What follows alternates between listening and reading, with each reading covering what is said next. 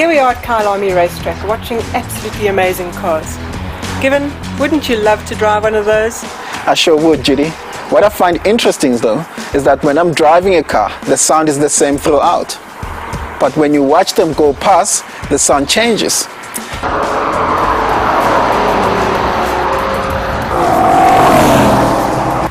This is because of a thing called the Doppler effect.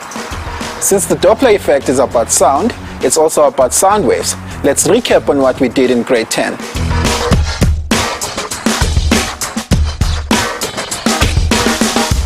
A sound wave is a longitudinal wave consisting of a series of compressions and rarefactions in the medium. The compressions are the places in the medium in which the particles of the medium are pushed closer together. And the rarefactions are the places in the medium where the particles are far apart from each other. The sound wave can be represented by a graph in which the x-axis represents the time and the y-axis represents the air pressure or how compressed or rarefied the particles of the medium are. The period of a wave is the time taken for one complete wave to pass a fixed point. It has the symbol capital T and is measured in seconds. The frequency of a wave is the number of wavelengths that pass a fixed point in 1 second. It has the symbol F and is measured in hertz. In sound waves, the greater the frequency, the higher the pitch, and the lower the frequency, the deeper the pitch. Something like this.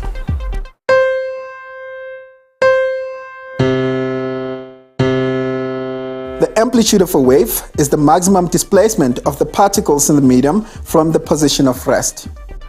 The greater the amplitude of a wave, the louder the sound will be. And the smaller the amplitude of a wave, the softer the sound will be. Something like this.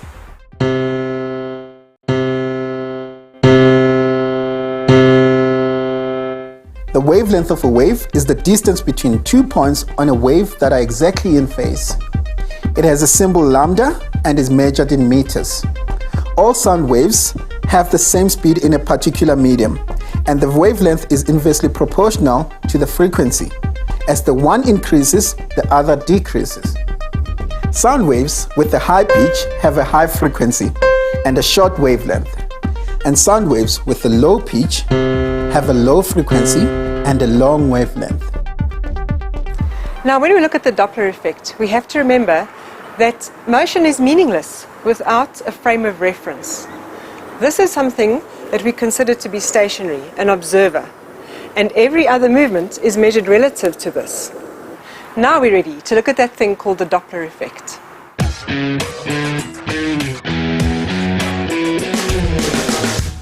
Let's listen again.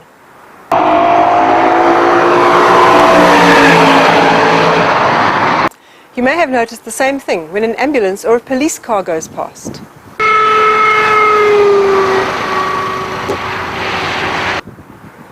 Now try to describe the change in the sound in your own words. Listen again.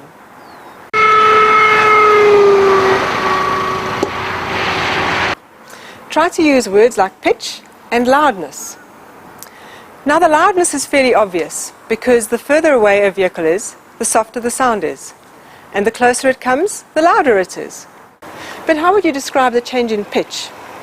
While the vehicle is coming towards you, the pitch is higher. But while it's going away from you, the pitch is deeper. To begin with, imagine you are standing on the edge of your swimming pool and you place a vibrating motor into the water. This will cause circular wavefronts in the water, much like sound waves. Say the motor starts moving towards you now. Because it's moving into its own wavefronts, the wavefronts will be closer together, making the wavelength shorter, and thus the frequency is higher. When the motor is moving towards you, it is the same effect as when the ambulance is moving towards you. The wavefronts are closer together, and so the frequency is higher, and the pitch is higher.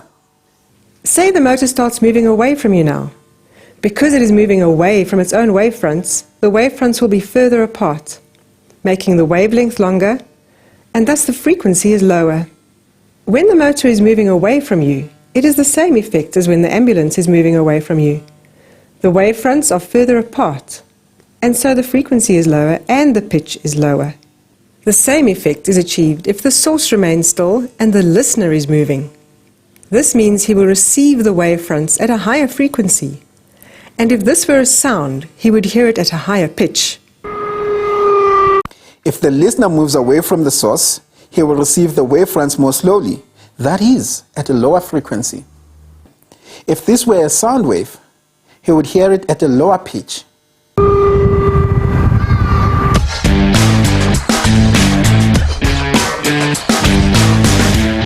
Now, of course, we all know this. Scientists cannot resist a calculation. The idea of a calculation is to find the frequency that the listener hears the sound at, compared to the original frequency of the source. The symbols we will use in the calculation are as follows. There will always be a source of the sound. This is the object making the sound, for example, the bike or the ambulance. Then there is also always a listener. This is the person hearing the sound. I trust you know the symbol for velocity.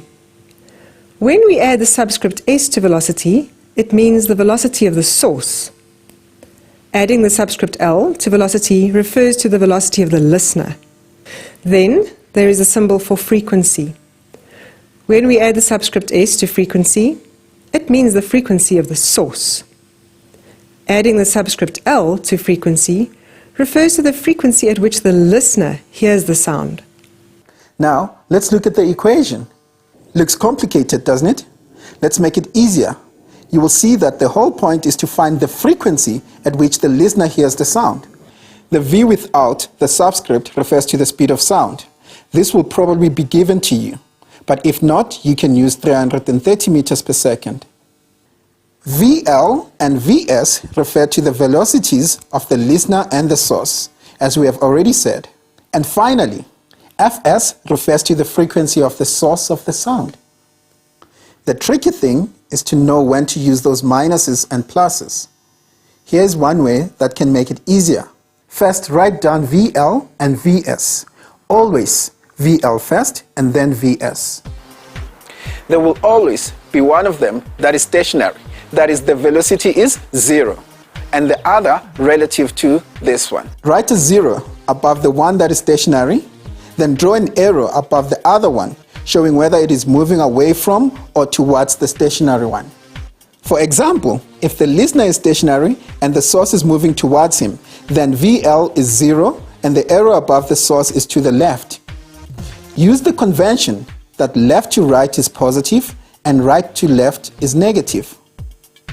In this case, you would give the velocity of the source a negative sign. So let's look at an example which you'll find on your worksheet. A car is driving at 100 kilometers per hour with its hooter constantly on.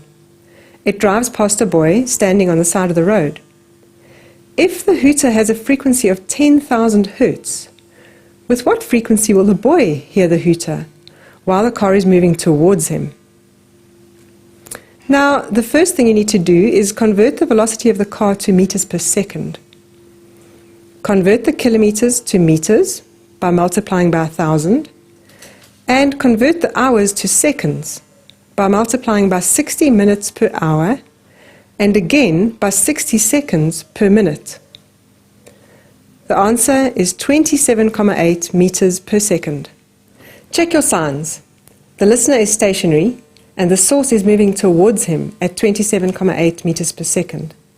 That means VL is 0 and VS is negative because it's moving towards the left. Now substitute into the equation. V is equal to 330, VL is 0, V is again 330, and the velocity of the source minus 27,8. The answer is 10,900 hertz. Now ask yourself, does my answer make sense?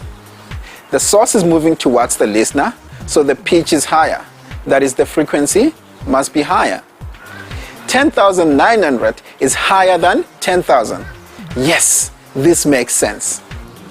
Now what if the car was moving away from the boy at the same speed? Your signs would look like this, and your calculation like this.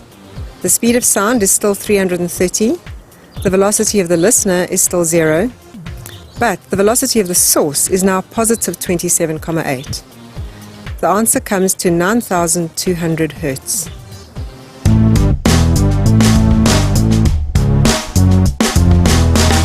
Now, what are the applications of the Doppler effect?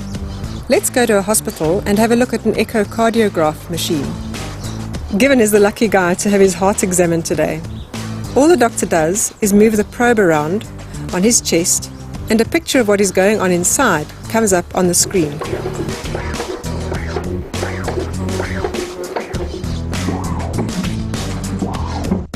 Since the Doppler effect is all about relative movement, it is obviously useful in measuring the movement of something.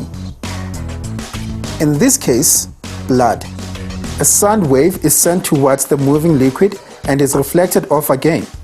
But since it is moving, the waves that are leaving it have a longer wavelength and a lower frequency. By using accurate measurements, they are able to find out how fast the blood is flowing. The same method is used to take pictures of babies inside their mother's wombs. You know, Judy, Doppler effect happens in other types of waves. Yes, how about light waves? Let's look at a star. In the 1920s, a man called Edwin Hubble studied the galaxies. He knew that stars are made mostly of hydrogen, which has an absorption spectrum like this. But he found that for some distant galaxies, the lines shifted towards the red end of the spectrum. This is what we call redshift. Now, for visible light, the red end of the spectrum has longer wavelengths. We have already learned that if the perceived wavelength is longer, then the source is moving away from the observer. So, if we see a white light source as red, then it must be moving away from us. Hubble calculated that these galaxies must be moving away from Earth at 1 million meters per second.